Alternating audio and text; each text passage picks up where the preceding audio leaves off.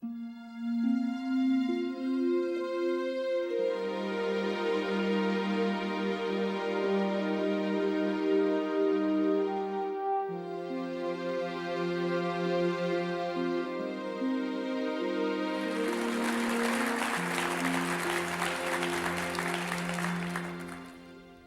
nothing new.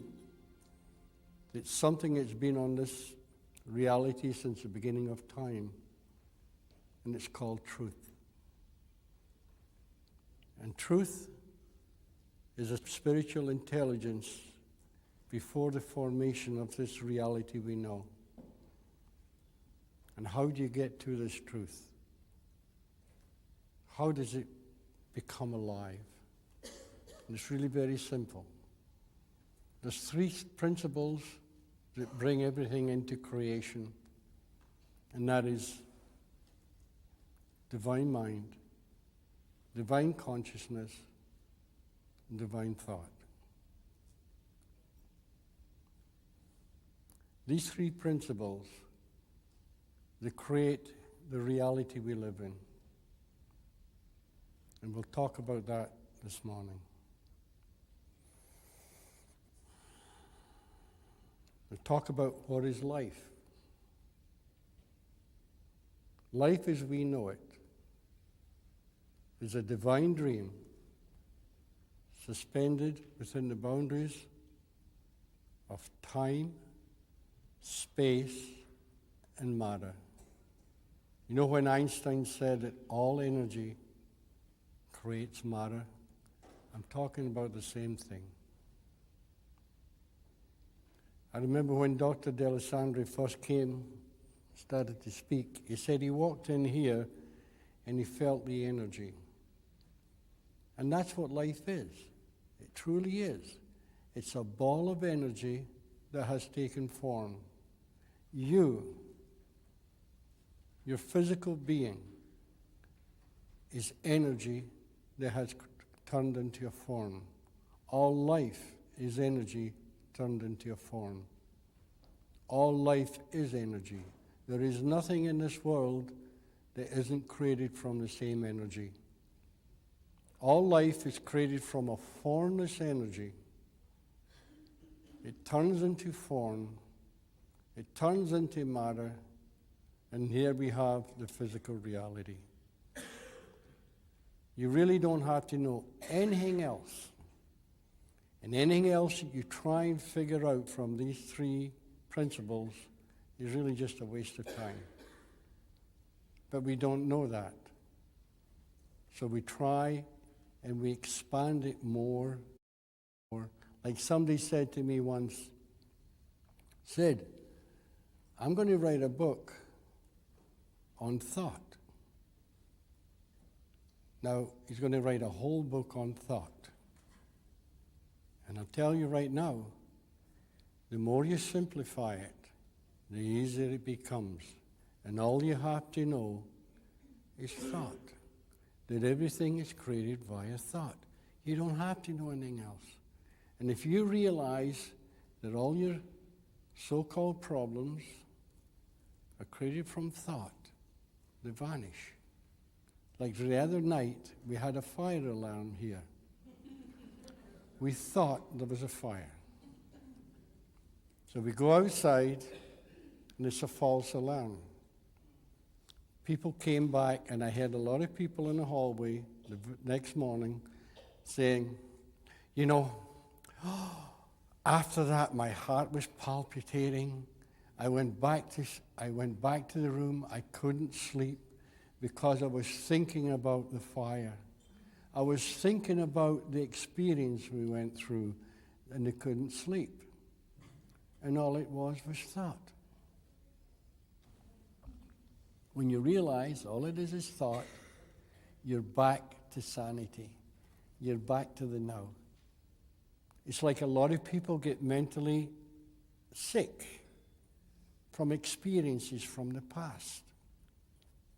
It's all thought. Forget history. Because there's only one time, and that's the present. And that's why some of the great mystics of the world and Eastern philosophies they talk about the now being the most important thing in the world. You know why? Because the now is really all that exists. Tomorrow doesn't exist. Yesterday doesn't exist. All that exists is now. Only in our heads does tomorrow and yesterday exist. And again, if you can find the secret of the now, you'll live in harmony with what's ever happening now. Because now is the most important thing in the world. And that's been the pleasure I've had of helping to guide people back to the now. Can you imagine having to guide people back to the now? It doesn't make sense. But it really does in this reality we know. Because we live in a world of illusion. That's what the world is. It's a divine illusion. This is why, again, I'm going to go back to some of the Eastern philosophies, where they talk about the divine illusion, the divine awakening. Yeah, I'm sure many of you have read books where people are talking about the divine awakening. You awaken from the dream to realize you're the dreamer. You go back to sleep and dream your dream. I remember the first time, after I had my experience, I used to have a lot of nightmares, if you want to call it, and to be hanging onto a cliff or going over the edges of a cliff. And it was scary, really scary. And all of a sudden, I realized I was dreaming.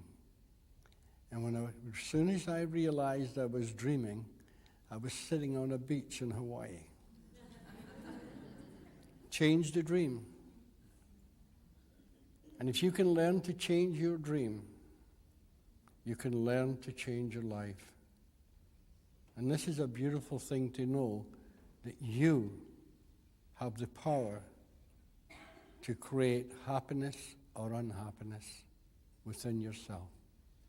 You know how I say the secret lies in mind, consciousness, and thought? Well, consciousness gives us the ability to realize the existence of life.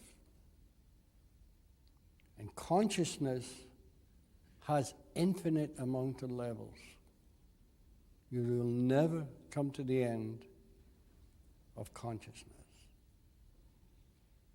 Never. It is literally impossible, because consciousness is infinite. There is no end.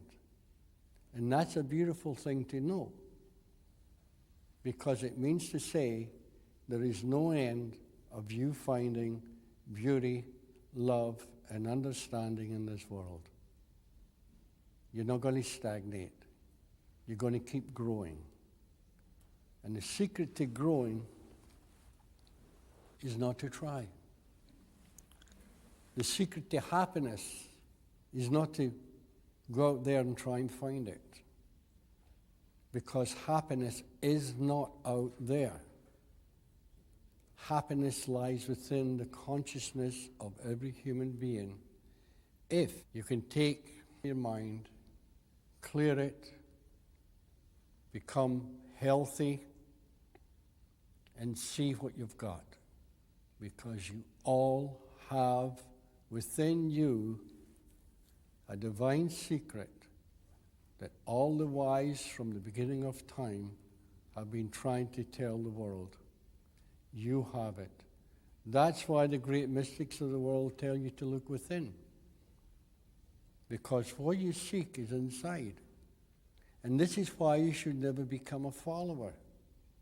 If you become a follower, you lose your own power. Because you're saying, somebody knows more than you. And believe me, nobody knows any more than you. You only think you do. There again, we're back to thought. And with mind, consciousness, and thought to guide you through life, you learn to use them properly. Now, you don't really have to think about mind, because mind is the intelligence of all things. You've already got it. Consciousness makes you aware. You're already aware. So what's left is thought. And thought is like the rudder of a ship. It guides you through life. And if you can learn to use that rudder properly, you can guide your way through life way, way better than you ever imagined. You can go from one reality to another. You can find your happiness. And when illusionary sadness comes from memories, you don't try and figure them out. Please don't try and do that. You'll get yourself in trouble. All you have to do is simplicity again, is realize that it's thought. The second you realize it's thought, it's gone. You're back to the now. You're back to happiness. So don't get caught up in a lot of details. In this world, the smaller it is, the more powerful it is. And here we have mind, consciousness, and thought. That's very simple. That's the answer. You could take mind, consciousness, and thought. You could try and digest it one little more step by saying, what is mind, consciousness, and thought? Mind is God. What is consciousness? What is divine consciousness? Is God. What is divine thought? Is God. There you have the Trinity. They all three are one. Take the three, close them, you got one thing, and it's called God, or the universal energy of all things. Now, I'm not talking religion. I'm talking before the formation of form. Make everything as simple as possible. I was talking to a doctor not too long ago, and he figures there's 8 components to thought. There's good thoughts, bad thoughts, insecure thoughts, evil thoughts, there was this thought, that thought. And I said, wait a minute. There is only one thought. He says, yeah, but we've got to break it up. I say, why? He says, I don't know. Keep it simple. The simpler it is, the better. The smaller it is, the better. The smaller it is, the more power it has. The simpler you can think, the more power you will have within yourself.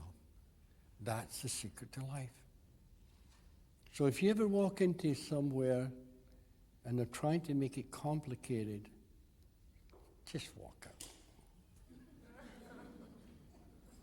If somebody tells you you can take thought and you can cut it up into 100 parts, 99 parts are a waste of time. It's the same with consciousness. And it's the same with mind. You know, the Eastern philosophies say, big mind, little mind. The little mind is the ego mind, which is, here's a paradox. The little mind is the ego mind. That's the self-centered me, the big shot. The only thing in the world worth looking at in the mirror is me. The big mind is the divine mind, is a universal mind, which is the intelligence of literally all things in this world or any other world. That's the mind you should be looking for. That's the mind that has the power to guide you through life. And if you can see that, once again, life becomes simple and you'll find your happiness. Because happiness is inside. It is, honestly, it's inside. Nobody, literally nobody in this world, from the beginning of time till now, is any greater than you, is any more holy than you, is any more spiritual than you. We're all the same in a different disguise. But we take those three principles and we add it to your free will. So we see separate realities. This is very natural. There's nobody in this hall sees the same reality. We all see life different because we have the gift of free will. And that's one of the most greatest gifts in the world, is the gift of free will. It allows us to think as free thinkers. And you keep it simple. Very simple. Now, the wise have always said that truth is a secret you can never give away. And that's true. You can never tell it verbally. You can just throw it out. And they'll hear the words. They hear the echo of truth. That's what the word is. Word is the echo of truth. And you have to find out, where did that echo come from? And when you find out where the echo comes from, you find truth. You know, if you're standing in a canyon and you go, yoo-hoo, it goes a mile away and you hear, yoo-hoo, and you listen to the echo and you say, oh, that sound came from there, but it didn't. It came from over here. And you have to look the opposite way. We, as human beings, which is the most natural thing in the world, we look for truth in this physical reality.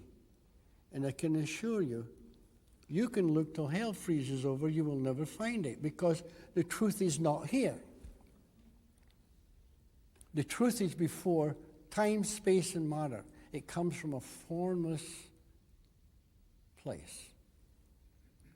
And that formless place lies within you.